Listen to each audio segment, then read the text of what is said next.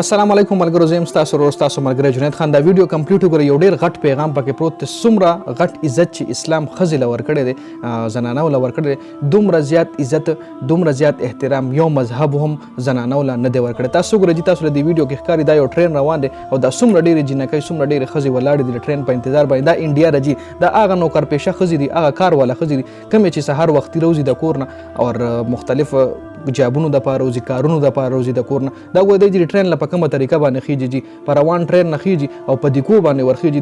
دا ضلالت ژوند دی.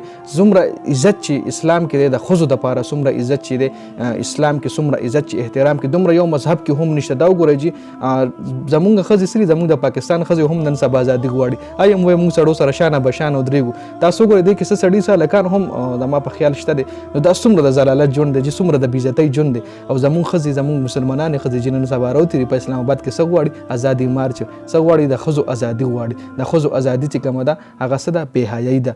ښځه چې کله هم ازادي شي د هغې دا حل دا وګورئ جي، دا په مختلف طریقو باندې څومره د ضلالت ژوند دی جي، څومره په ګرانه خدای دې ټرین له څومره ډېر غربت دی جي په انډیا کې. دا د انډیا ویډیو دی جي، غیر مسلمه خلک دي، انډوان دي جي. نو د ښځو ازادي چې کوم ده دا په اسلام کې نشته. ښځې له په کور ناستې راغلی دی، په حیا او په عزت کې ناستې راغلی دی. او داسې قسم چې کومه ښځه ازادي غواړي، کومه ښځه چې یورپ سره ځان کمپیر کوي، نو د هغې حال به د یورپ غوندې وي.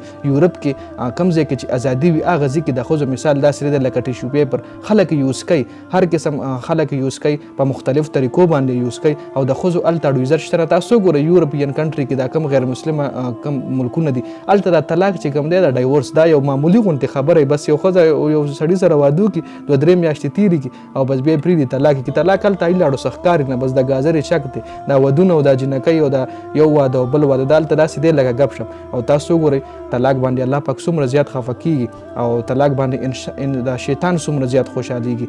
نو دا په څه وجه؟ اسلام چې ښځې له ډېر زیات غټ عزت، ډېر زیات غټ احترام ورکړی دی. او مسلمانان هم د ښځو ډېر زیات احترام کوي. او څومره چې هم زنانه دي، مطلب کور کې دننه ناست دي او نارینه بهر وي، ای کارونه کوي او خپله زنانه کور کې دننه په حیا او په عزت باندې ساتي. کله چې دا ښځه راوځي ازادي وغواړي، نو د هغې مثال داسې شي لکه د ټیشو پیپر. مختلف قسم خلک استعمالوي، مختلف قسم خلک هر قسم فایدې ته اخلي. نو او صرف او صرف د خپل مقصد دپاره. دا وګورئ چې دا څومره ده. تاسو دې ویډیو کې وګورئ څومره په ګرانه خدای دې ټرین له ورخیږي او څومره په جنګ جګړو دی دې ټرین له ورخیږي. نو ډېر یار د افسوس خبره ده چې زموږ مسلمانان په دې باندې نه پوهېږي. زموږ مسلمانان اوس هم وایي موږ له ازادي پکار ده. ای داسې ژوند غواړي، داسې ژوند وګورئ، داسې ژوند کومه ښځه تېرول غواړي.